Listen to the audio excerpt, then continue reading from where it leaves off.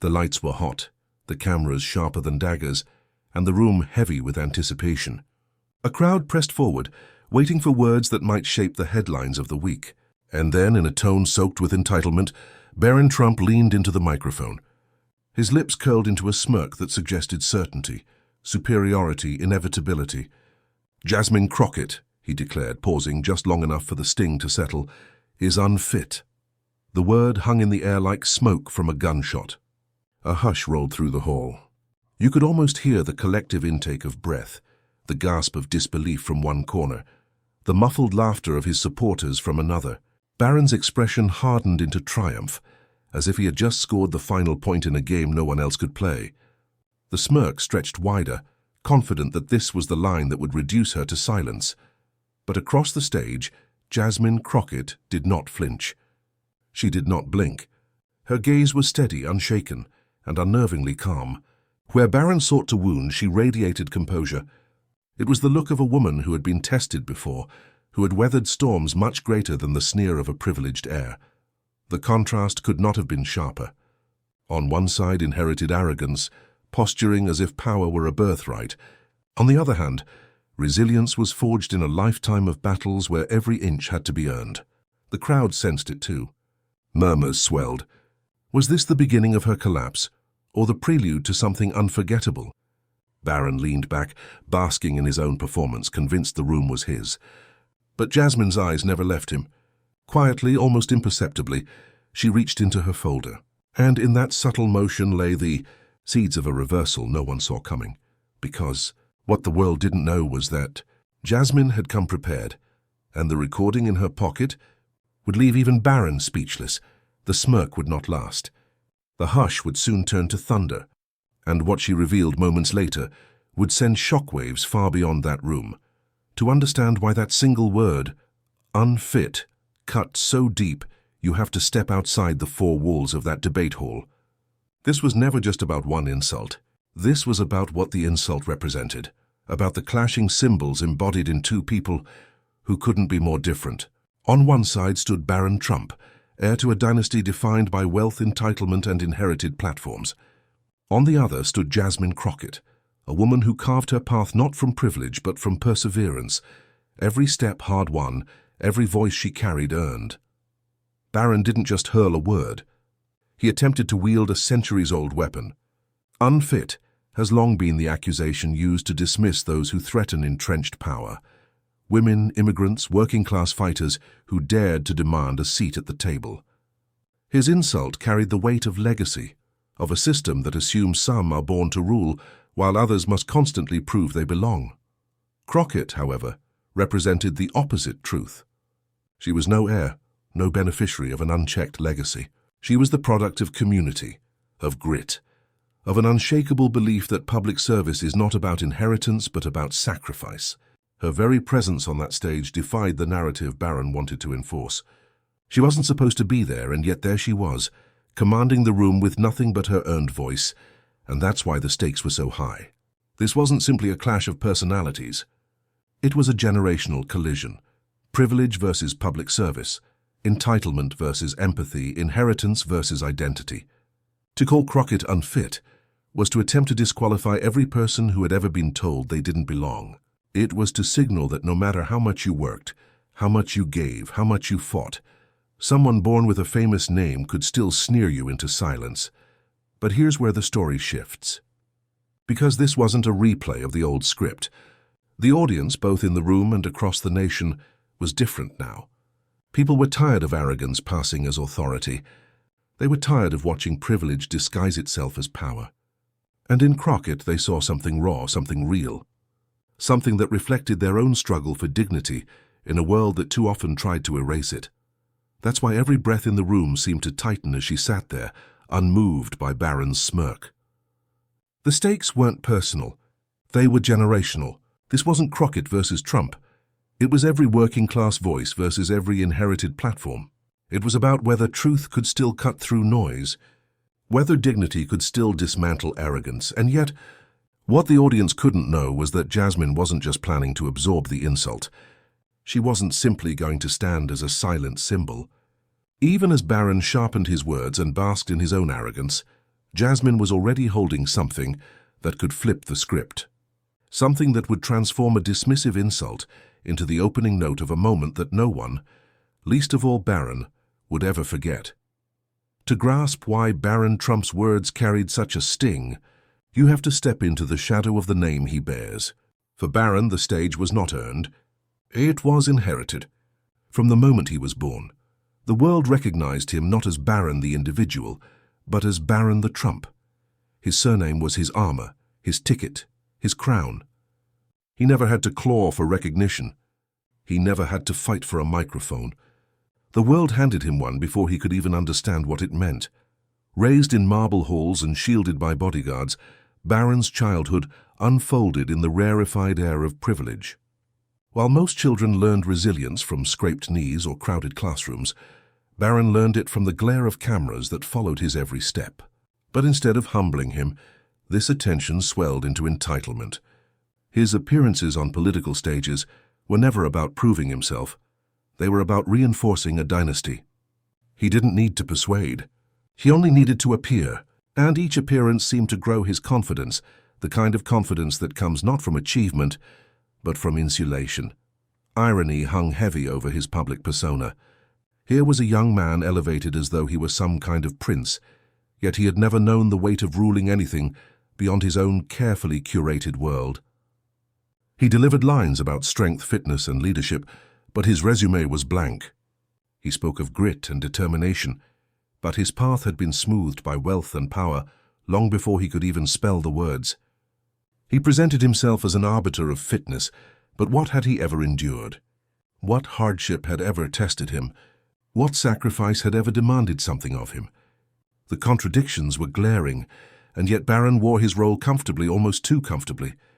His smirk, his posture, and his tone all betrayed a certainty that his name alone granted him authority. It wasn't just that he believed he had the right to dismiss someone like Jasmine Crockett. It was that he never imagined anyone could push back. In his world, opposition crumbled. Challenges faded. The Trump name was supposed to be enough to silence the unworthy, but therein lies the arrogance of inheritance, because what Barron never realized is that the crown he wore was hollow. Power that isn't earned is fragile. Authority handed down without merit is brittle. He didn't understand that the very thing he took for granted, that microphone, that stage, that platform, was the very thing millions of others had to bleed for. So when Barron leaned into that mic, calling Jasmine Crockett unfit, he wasn't speaking just as himself. He was channeling the voice of every entitled heir who believed the world owed them obedience. He was echoing centuries of privilege that dismissed the contributions of women, of people of color, of immigrants, of fighters who rose from nothing but determination. His arrogance was bigger than his smirk. It was historical, systemic, cultural. And still Barron believed himself untouchable. Why wouldn't he? He had never been forced to taste humility, never been pressed by the weight of real consequence.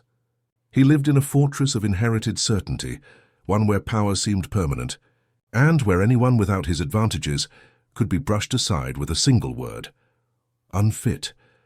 But history has a way of humbling those who mistake inheritance for invincibility, because arrogance, no matter how loudly it shouts, always leaves cracks in the foundation.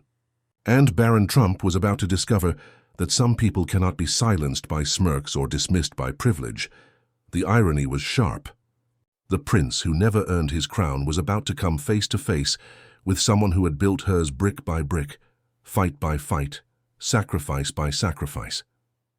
Barron believed he was delivering the final word.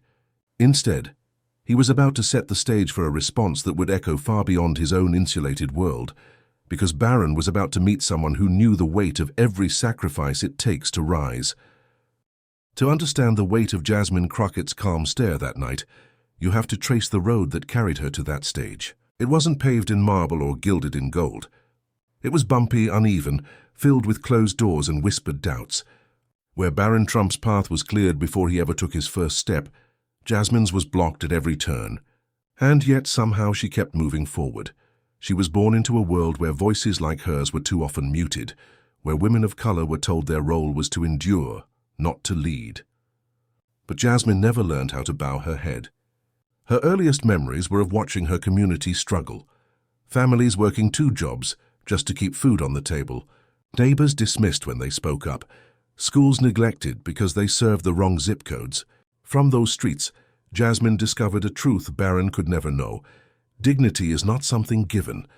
It is something you fight to hold on to. That fight began small, almost invisible to outsiders. It was in the nights she spent helping classmates who had been written off.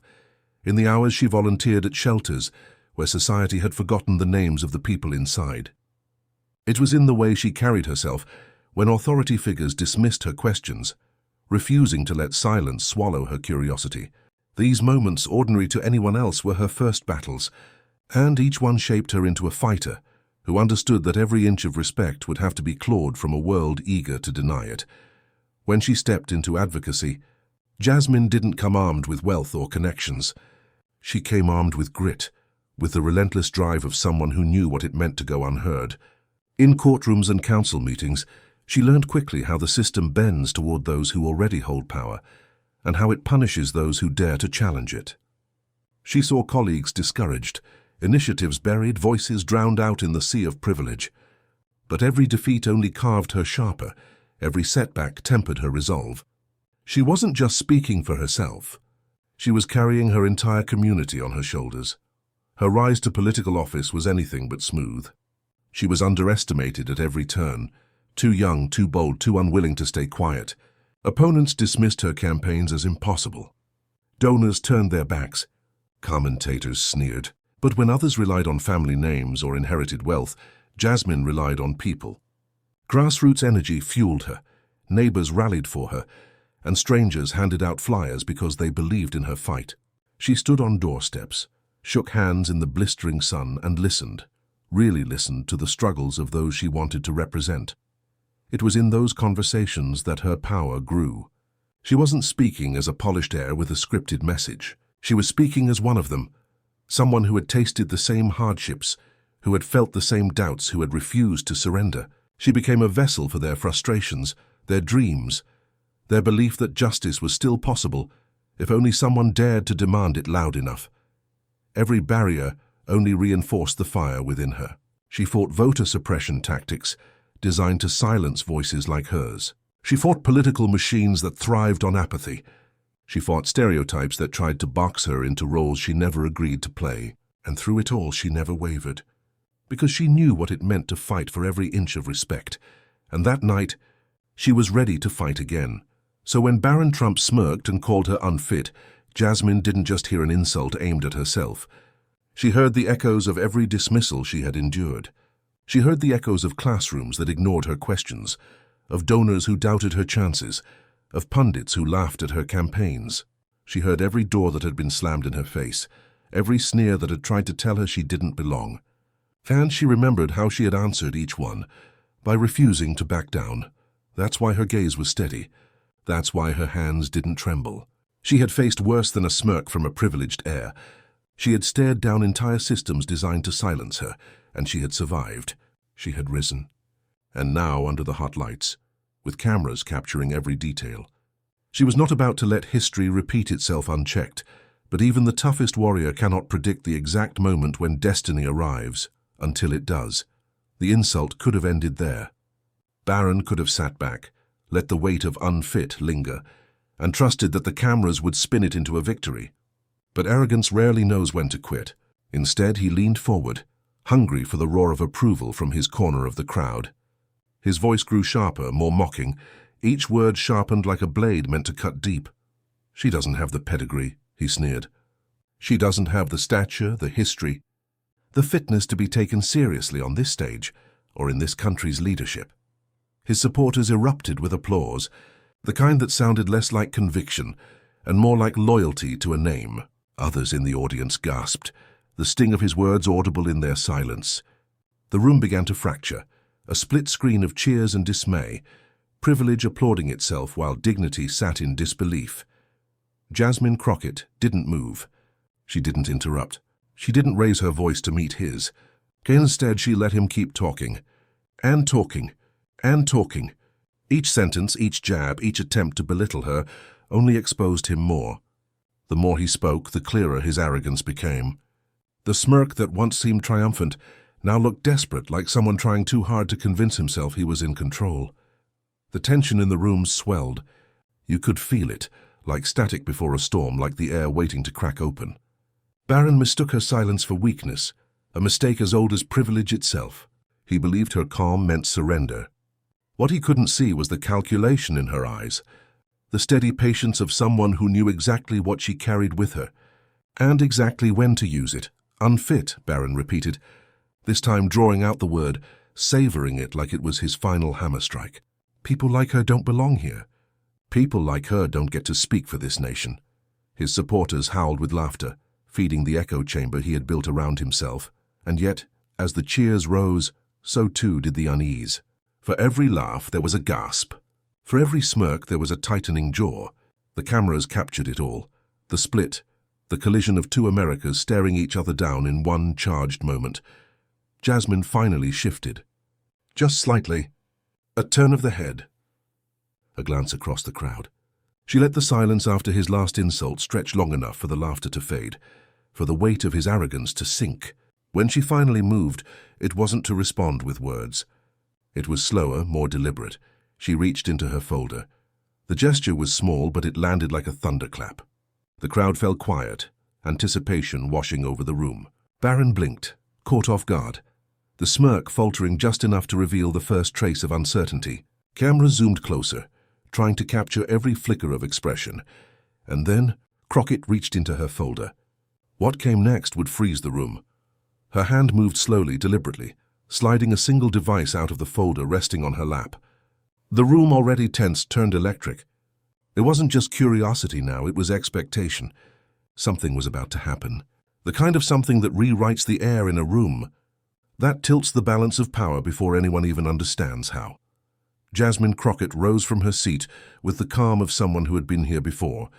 Not in this exact moment, but in moments like it, when everything is stacked against you, when arrogance is so loud it threatens to drown you out, and the only thing left is the truth. She set the device down on the podium, pressed a button, and looked directly at Barron Trump.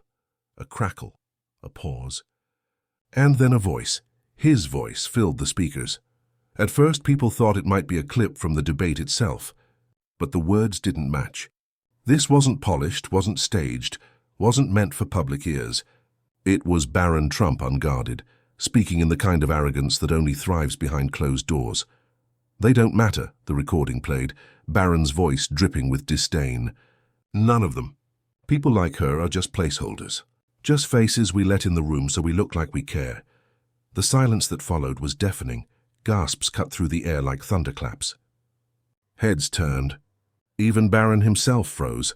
The smirk wiped clean from his face as he realized what was happening. This wasn't rhetoric anymore. This was evidence Jasmine didn't speak. She didn't need to. She let the recording run, each word another drumbeat pounding into the arrogance that had just minutes before seemed unshakable. I mean, come on, the voice continued. Do you really think someone like her could ever belong here? It's laughable. They're useful, until they aren't. Another gasp, this time mixed with a ripple of uneasy laughter, the kind that comes when a crowd doesn't know how else to process shock. Barron's supporters shifted uncomfortably, their applause hands suddenly still, their faces suddenly pale. Jasmine's eyes never left him, calm, focused, unflinching. She stood as if the moment belonged entirely to her, because now it did. Every beat of silence between the words was a dagger. Every pause was another brick in the wall of truth closing in around him. Barron tried to speak, but the sound caught in his throat. He looked to the moderator, to the cameras, to the crowd, anywhere but at her. His confidence, once endless, now cracked in front of millions. The recording continued, damning in its casual cruelty. Unfit, please. The only thing unfit is pretending they deserve the same platform. Everyone knows it. And then Jasmine pressed stop. Silence again. Heavy, suffocating, final. She didn't gloat. She didn't raise her voice. She let the moment breathe. The audience filled the void for her. Gasps, murmurs, laughter, disbelief colliding into a storm of reaction. Some were stunned, others furious, many exhilarated. The room was alive in a way that no scripted insult could ever manufacture. Finally, Jasmine leaned into her microphone. Her voice was steady, low and deliberate. "Unfit, you said. The only thing unfit is arrogance masquerading as authority." The eruption was instant. Applause, cheers, shouts of agreement surged through the room. Hashtags were already being born, tweets already being written, clips already being cut for the internet's endless loop. The story had left the stage the second the first word of that recording played, and there stood Jasmine Crockett, not yelling, not boasting, but radiating the quiet power of someone who had known this fight all her life. Prepared, composed, devastatingly effective. She didn't just counter Barron's attack, she demolished the very foundation he stood on. Barron sat frozen, his smirk gone, his certainty shattered. He had walked onto that stage expecting to silence her. Instead, he found himself silenced, undone by his own voice, his own arrogance exposed under the hottest lights possible. The crowd would remember the moment not for the insult, but for the reversal, for the woman who carried herself with the grace of dignity and the precision of preparation. Jasmine had shown them that the truth, when revealed at the right time, could pierce even the thickest armor of privilege, and yet the moment didn't end in that room. It had only just begun. The second Jasmine Crockett pressed stop on that recording, the debate ceased to be confined to the stage. Within minutes it became something larger, something unstoppable. Social media lit up like wildfire. Clips of Barron's unguarded words spread at the speed of disbelief, each replay amplifying the humiliation, each retweet stitching Crockett's calm defiance into the fabric of political history. Unfit began trending first, ironically twisted against the one who had uttered it. But soon it was joined by the Crockett clapback, receipt queen, and the one that seemed to capture the night best. Mic drop moment. Millions of people, many of whom had never watched a full debate before, suddenly found themselves glued to 30-second clips replayed on endless loops. TikTokers set the recording to dramatic music. Memes plastered Barron's stunned expression next to captions like, "When the receipts come out," or "Play stupid games, win stupid prizes." In living rooms across the country, the reaction was visceral. Families watching live leapt to their feet, clapping as though Crockett had defended them personally. College dorms erupted in laughter and shouts of vindication. In restaurants where the debate was playing on screens, strangers high-fived, strangers united by a single truth. They had just witnessed arrogance unravel in real time. Cable news scrambled to catch up. By the end of the night, every major network had run the clip on repeat. Commentators called it the takedown of the decade. Some said it reminded them of classic courtroom dramas, only this wasn't scripted. Others compared it to the most iconic political showdowns in history, the kind replayed for generations in classrooms and documentaries. Celebrities chimed in. Actors, athletes, and musicians flooded timelines with fire emojis and quotes of Crockett's decisive line, "The only thing unfit is arrogance masquerading as authority." Late-night hosts teased the recording before their opening monologues, promising audiences they had just been handed comedy gold. But perhaps the most powerful voices were those of everyday Americans. Teachers posted about playing the clip for their students, showing what it looks like when dignity defeats privilege. Immigrant parents wrote about crying when they heard Barron's words exposed, because it echoed years of condescension they had endured, and felt like vindication when Crockett flipped the script. Young activists recorded themselves cheering, saying, "This is why we fight. This is why representation matters." The ripple effects were impossible to contain. Pollsters reported overnight shifts in public opinion. Editorial boards scrambled to rewrite columns. Even Barron's staunchest defenders struggled to spin. The moment, reduced to muttering about context while the internet mocked their desperation. Crockett, meanwhile, didn't need to say another word. Her composure on stage became the story. Her silence after the recording became a weapon sharper than any insult. She had entered the debate underestimated, and she left it immortalized. And yet, beyond the hashtags, beyond the viral clips and celebratory noise, something deeper stirred beneath the surface. This wasn't just about a takedown, or even about humiliation. This was about power, who held it, who challenged it, and who finally began to see themselves reflected in the challenge. But beyond the noise of Twitter and headlines, something deeper was at play.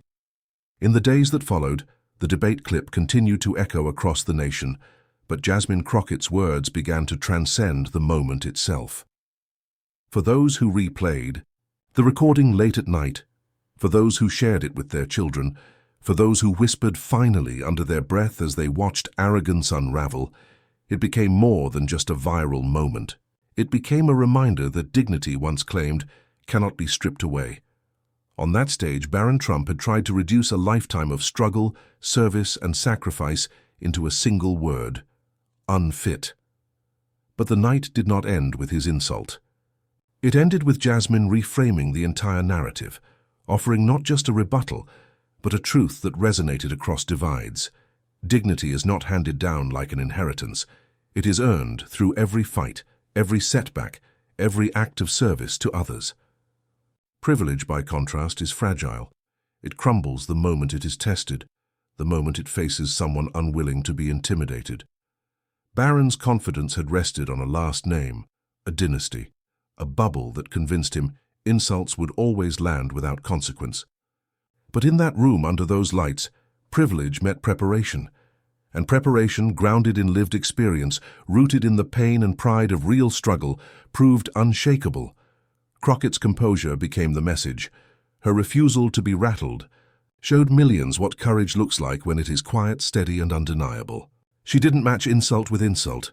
She didn't rise to the bait. She let arrogance speak for itself until it collapsed under the weight of its own hollowness. And then, with a single recording, she revealed the deeper truth. Courage speaks louder than inheritance. The impact rippled outward. Young women, immigrants, workers who had been dismissed or belittled all saw themselves in her that night. They saw that the labels thrown at them, unfit, unqualified, undeserving, were never reflections of their worth. They were reflections of fear from those who felt their grip on power slipping. Jasmine's stand was a validation. Rising voices cannot be silenced by legacy names, no matter how loud, no matter how arrogant. For those who had long believed that politics was reserved for the wealthy, the well-connected, or the chosen few, this moment broke the spell. It proved that preparation, resilience, and dignity could level the playing field, even against the most entrenched privilege. The story of that night will not be remembered simply as a debate. It will be remembered as a turning point, a reminder of the America that still fights to emerge. An America where leadership is not inherited but earned, where courage cannot be faked, and where dignity, once revealed, shines brighter than any dynasty's shadow. The night Barron Trump called her unfit, Jasmine Crockett proved that dignity cannot be dismissed.